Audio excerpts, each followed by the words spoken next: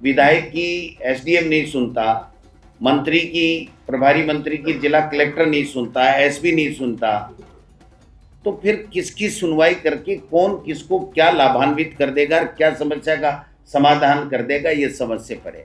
जनता से हारने के बाद में बौखलाहट है। हिंदू मुस्लिम करो, धर्म के आधार पे बांटने की बात करो और कर करा के अपनी खाल बचा लो। अब वो 2 साल का उनका फेलियर, तो अब दूसरे इस तरीके के मनगढ़ंत मुद्दे ला करके आरएसएस और बीजेपी का प्रिय सब्जेक्ट राजस्थान में गोविंद डोटासराई है। उनको पूछो कि कहाँ है वो बयान और क्या दिया था और क्या आप इसके ऊपर कहना चाहते हो। तो बदलने की तो हम तो पहले से कह रहे हैं, बड़ी पर्चियां भी बदलेंगी। उसका पत्ता काट दिया, दूसरे ने कहा मैंने उसका पत्ता काट दिया, और ये सब मिल मिला के कहीं बड़ी पर्ची का पत्ता नहीं काटते, ये चिंता लगी हुई है राजस्थान। क्या है, नकल में भी अकल की जरूरत पड़ती है, और वो स्टाइल नहीं आ सकती। उनमें झूठ बोलने की स्टाइल है, वो हम में नहीं आ सकती, और हमारे गमछे की स्टाइल उसमें नहीं आ सकती। अब बीजेपी की बोलती बंद हो गई। मेरे वो कहते थे ना मुख्यमंत्री जी विधानसभा में कि गमछा हिलाने से क्या होता, अब पूछूंगा बताओ। जनता को परेशानी होगी सरकार के किसी भी काम से, तो हम जनता के साथ खड़े रहेंगे उसकी मदद के लिए। ये कांग्रेस का स्टैंड है। बीजेपी भी नहीं कर पा रही, जो महिला आरक्षण की बातें कर रही हैं, और एसआईआर के ऊपर समीक्षा करेंगे। जो गड़बड़ियां ये सरकार करा रही है या बीजेपी करा रही है, तो अब्सेंट में पूरा का पूरा बेईमानी। आनन फानन में आधार कार्ड का नंबर नाम भरा के ले जा रहा है, साइन करा के ले जा रहा है। 2002 की वोटर लिस्ट से लिंक करेगा नहीं करेगा उसकी मर्जी है। हिंदू मुस्लिम करके वोट ले रहे थे, झूठे वादे करके ले रहे थे। अब इनको याद आएगी बांग्लादेश वाले आ गए। सभी पत्रकार बंधुओं का प्रदेश कांग्रेस कमेटी के इस पवित्र प्रांगण में स्वागत है, अभिनंदन है। मेरे साथ में हमारे नेता प्रतिपक्ष टीकाराम जूली साहब हैं, हमारी एआईसीसी की प्रवक्ता साधना भारती जी हमारे बीच में हैं, संगठन महासचिव हैं प्रतीक जी हैं, स्वर्णिम जी हैं, हमारे मीडिया के चेयरपर्सन हैं। आज हम एक एआईसीसी की तरफ से राष्ट्रीय प्रतिभा खोज टैलेंट हट, टैलेंटेड लोग एआईसीसी में प्रदेश कांग्रेस कमेटी में प्रवक्ता के पद पे काम करें, उसकी एक खोज के लिए एक पोस्टर विमोचन भी हो रहा है, और एक टाइम टेबल हम आपके सामने रखेंगे, जिसमें आज से शुरू होकर के वो 16 दिसंबर को कार्यक्रम संपन्न होगा। प्रदेश कांग्रेस कमेटी ने सभी संभागों में प्रभारी लगा दिए गए हैं। जिला कांग्रेस कमेटियों का सहयोग लेंगे और संभाग में और जिला स्तर पर जाकर के ऑनलाइन फार्म भरेंगे। कोई ऑफलाइन भी भर सकता है, बट मोस्टली ज़्यादातर हम लोग ऑनलाइन, जो एक क्यूआर कोड दिया गया है उसके माध्यम से एक फॉर्म उनके सामने आ जाएगा। जो एक क्यूआर कोड को स्कैन करेंगे तो उसमें वो लोग भरेंगे, और उसके बाद में उनका व्यक्तिगत साक्षात्कार 9 दिसंबर और फिर 16 दिसंबर को वो संपन्न होगा। इसके पीछे मंशा एक ही है एआईसीसी की तरफ से, कि जो हमारी कांग्रेस पार्टी की आइडियोलॉजी में विश्वास करता है, कांग्रेस पार्टी में सक्रिय रूप से अपना योगदान देना चाहता है, काम करना चाहता है, जिसमें अच्छा टैलेंट है लेकिन वो दिल्ली तक पहुंच नहीं पाता या प्रदेश कांग्रेस कमेटी तक पहुंच नहीं पाता, उनको एक अवसर प्रदान किया गया है, और अच्छे लोगों का चयन इसके माध्यम से अखिल भारतीय कांग्रेस कमेटी करना चाहती है। जो एआईसीसी में भी इनको दायित्व दिया जाएगा और प्रदेश कांग्रेस कमेटी के लिए भी यह चयन होगा। जो पहले से प्रवक्ता काम कर रहे हैं वो भी इसमें पार्टिसिपेट करेंगे और नए लोग भी करेंगे। तो नई एक खोज है कांग्रेस पार्टी के लिए काम करने के लिए प्रवक्ता के तौर के ऊपर। तो ये कार्यक्रम हम सब आपके बीच में लेकर के आज आए हैं। विस्तार से जो भी आपका इससे संबंधित कोई बात होगा तो साधना जी का जब नंबर आएगा तो वो बताएंगे। तो आज मैं समझता हूँ कि यही एक प्रमुख मुद्दा है जिसके लिए आपको तकलीफ दी गई है। बाकी कोई मूल रूप से तो आज की प्रेस कॉन्फ्रेंस का यही आशय है। फिर भी कोई आपका कोई अति महत्वपूर्ण सवाल होगा तो हम आखिरी में ले लेंगे, कोई चिंता वाली बात नहीं। आप आए हो तो आपका काम भी होना चाहिए और हमारा काम भी होना चाहिए। तो मैं जूली साहब से रिक्वेस्ट करूंगा कि वो इसके बारे में अपनी बात रखें और फिर विस्तार से ये क्या है, किस प्रकार प्रक्रिया रहेगी, कब कब रहेगी, ये साधना भारती जी आपको बताएंगे। माननीय जूली। सम्माननीय अध्यक्ष जी, सम्माननीय हमारे सेक्रेटरी महासचिव गुरुवाल जी, साधना जी, सोनियम जी, पंकज शर्मा जी,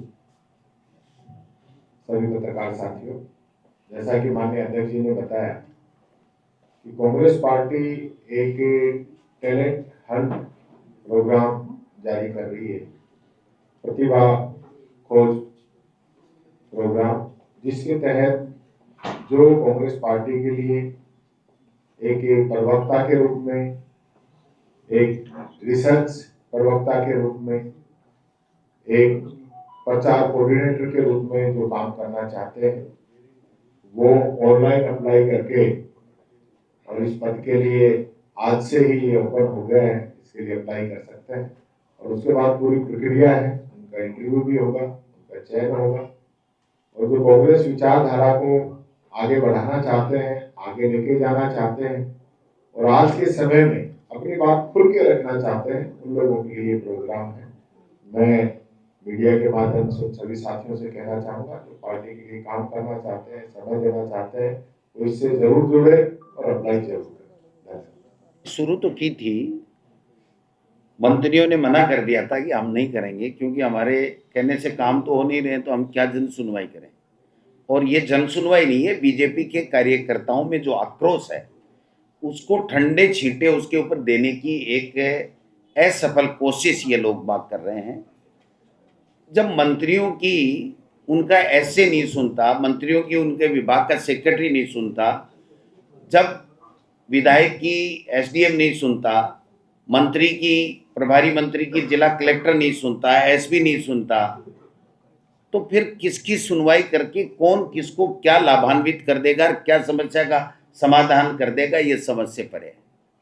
जिस तरीके से नरेश मीणा ने पीएम मोदी पर जो विवादित टिप्पणी की है, क्या राजनीति में इस असभ्य भाषा निंदनीय है।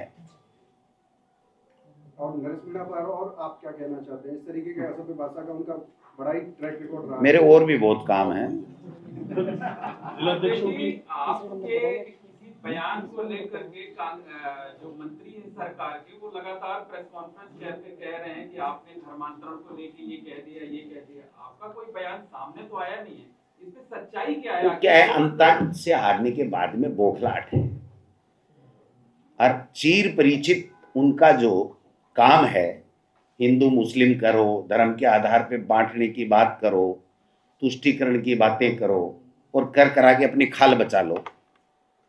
तो जब मुख्यमंत्री ये कह रहे थे, इनके मंत्री ये कह रहे थे कि ये 2 साल के काम किया परीक्षा होगी और इसमें हम सफल होते हैं तो हम 2 साल में अच्छा काम किया है, तो हमने उस चैलेंज को स्वीकार किया था।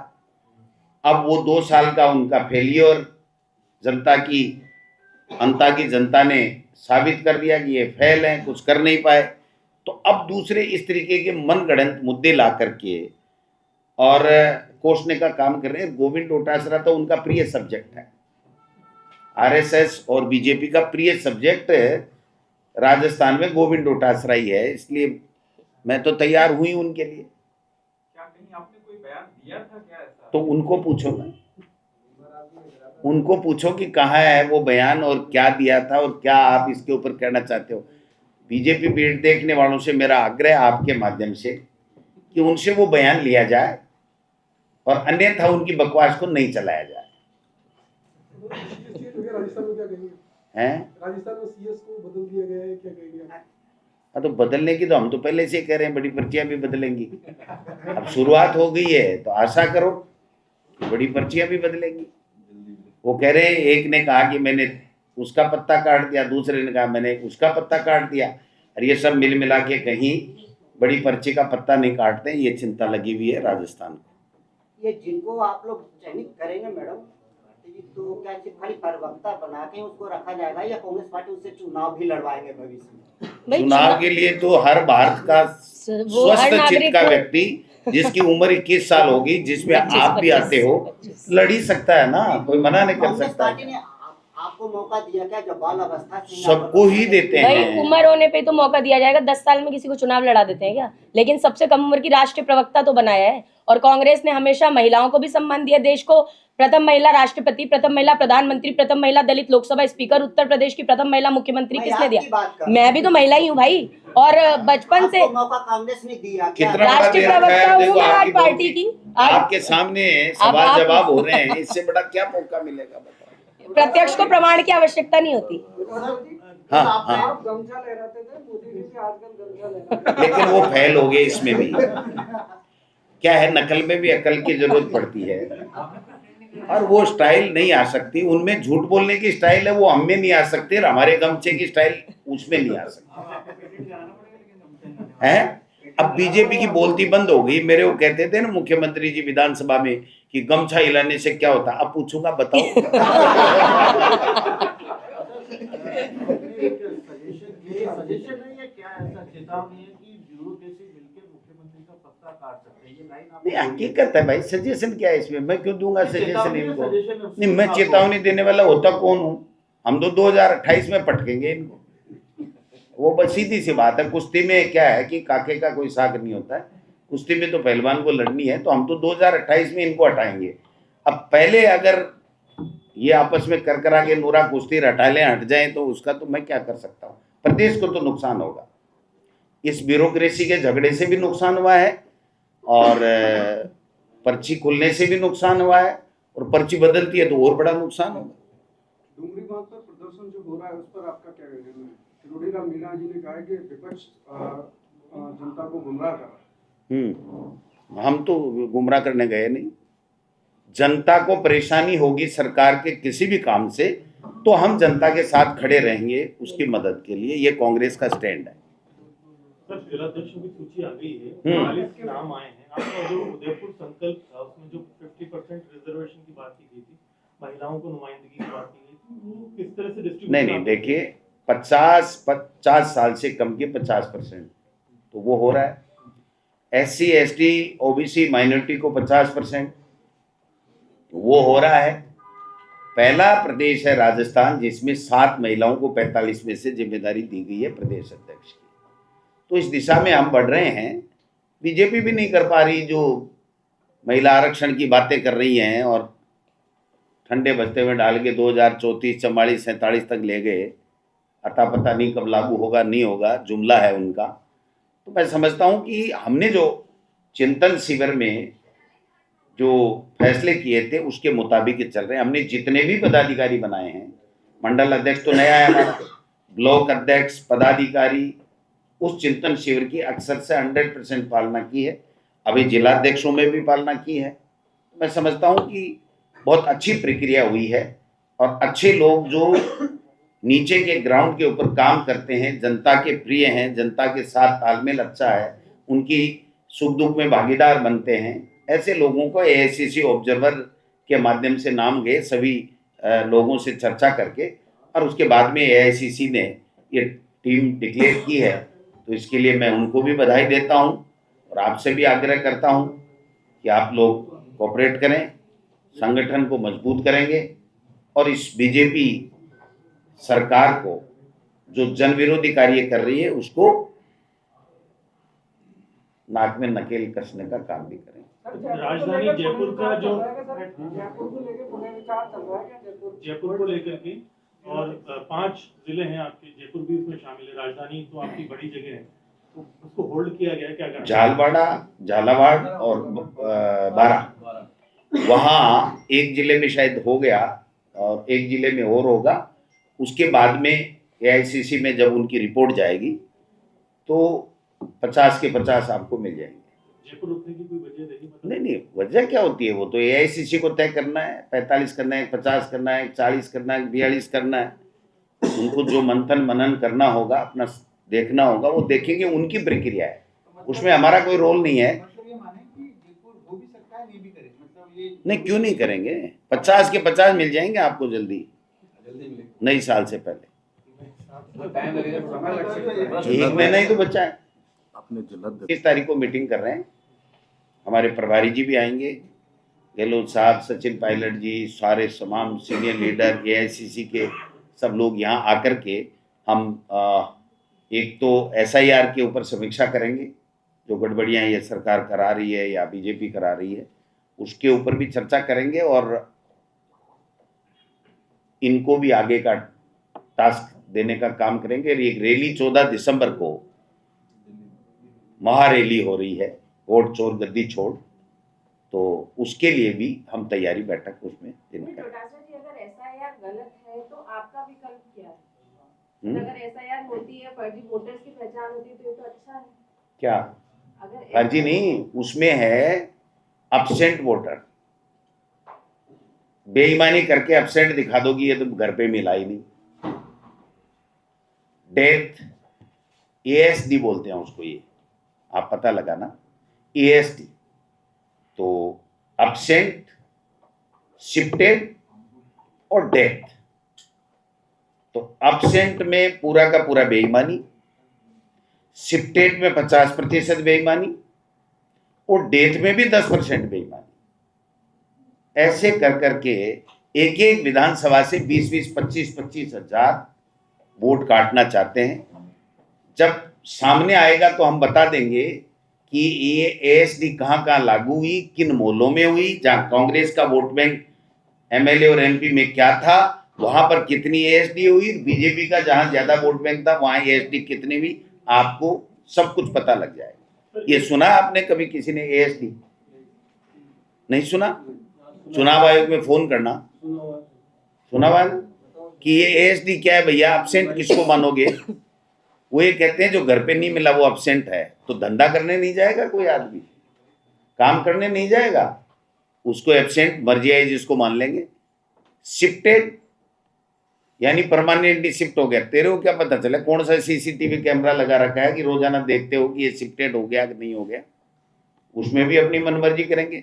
और मैंने तो सुना डेथ में भी बेईमानी कर रहे हैं, कभी होती नहीं है लेकिन डेथ में भी कर रहे हैं कि डेथ बता दो, फिर अगला फार्म लेके आएगा, हमारी मर्जी आएगी तो जोड़ेंगे, नहीं मर्जी आएगी तो नहीं जोड़ेंगे। तो ये बड़ी बेईमानी चल रही है, इस बेईमानी को डट के मुकाबला करेंगे, चिंता करने की बात नहीं। 52,000 बीएलए आपने लगाए हुए हैं, लगातार गहन निगरानी कर रहे हैं। अब कहाँ कर रहे हैं? तो उनको तो पूछ ही नहीं रहे बेचारों को, यही तो झगड़ा है। वही प्रश्न ये होते हो रही समीक्षा है बैठक BLO में से। बात करेंगे। एक भी बीएलओ ने हमारे बीएलए को कभी भी संपर्क नहीं किया।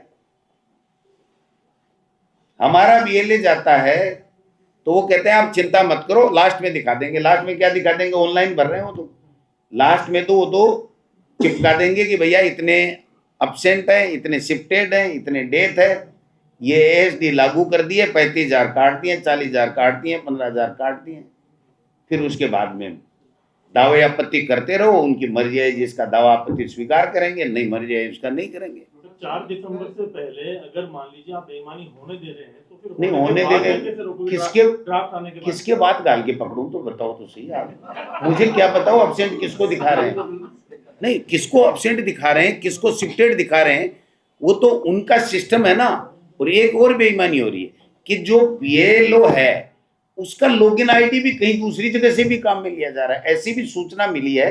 मैं कंफर्म इसलिए नहीं हूं, अभी तक लोग बाग कुछ कह रहे हैं कि साहब मैंने तो इसको ऐड ही नहीं किया, और ये ऐड कैसे हो गया? मेरी विधानसभा, मान लीजिए कोई बीएलओ है, उसकी विधानसभा में वो ही लॉगिन आईडी कर सकता है या खुद कर सकता है, वो बीएलओ की आईडी से लॉगिन दूसरा कैसे कर सकता है बीएलओ के अलावा? तो कई सवाल हैं, इसको हम लोग 29 को करेंगे। आज का तो मोटा मोटी यही है। तो सर क्या आपको लगता है कि सिर्फ आंदोलन करके ये जो आप बेईमानी की बात कर रहे हो इसको रोका जा सकता है? नहीं, आंदोलन नहीं, हटाएंगे इनको दोनों को, दिल्ली वालों को और इनको दोनों को। काहे कि आंदोलन तो कर ही रहे हैं ना, इनको तो दोनों को गद्दी से हटाना पड़ेगा, वोट चोरों को तो। लेकिन आंदोलन जो नहीं कर रहे हैं उनको तो कांग्रेस नहीं, कौन नहीं कर रहा है? जो कांग्रेस में नहीं कर रहे उनको नोटिस भी देते हैं। नहीं, काहे कौन नहीं कर रहा है? तो सारे ही कर रहे हैं हम तो आंदोलन। हम तो राज कहाँ से करेंगे? राज है ही नहीं। आंदोलन ही करेंगे। एक भी इन्होंने सुसाइड कर लिया, एक को हार्ट अटैक आ गया। ये तो हाँ, बहुत दो करेंगे लोगों साहब। का हुआ है राजस्थान में। अभी तो इतना इतना प्रेशर झेल रहे हैं वो कि अभी तो खुद ही कर रहे हैं, उनके परिवार को भी नौबत आ गई है। आप बताओ, रात को 200 फार्म बांटे और सुबह कह रहे हैं कि वापिस लाओ भर के। और मुझे तो ये भी सूचना मिली है कि वो आनन फानन में आधार कार्ड का नंबर नाम भरा के ले जा रहा है, साइन करा के ले जा रहा है। 2002 की वोटर लिस्ट से लिंक करेगा कि नहीं करेगा उसकी मर्जी है। तो ये बड़ी बेईमानी का काम कर रहे हैं, लेकिन करेंगे, इनका इलाज भी करेंगे। एक आंकड़ा कल अमित मालवीय जो कि बीजेपी के प्रमुख फेक न्यूज। वो आंकड़ा ये था कि 2002 में जब पहले एसआईआर हुई थी और अब जब हुई तो इस बीच में जो दरमियान का जो समय रहा, बांग्लादेश और उसके आसपास की सीमा से लगते हैं 10 जिले हैं, टॉप 10 वही है जहाँ पर 60% मतदाता बढ़ गया। तो 10 सालों से क्या कर रहे थे? हिंदू मुस्लिम करके वोट ले रहे थे, झूठे वादे करके ले रहे थे। अब इनको याद आई कि ये बांग्लादेश वाले आ गए। क्या बात है! ये तो अमित मालवीय तो कोई जिम्मेदार आदमी है क्या? पदाधिकारी हो सकता है, जिम्मेदार नहीं हो सकता। देश के प्रति जिम्मेदारी की बात कभी उनके मुंह से, उनके ट्विटर हैंडल से मैंने तो नहीं देखी।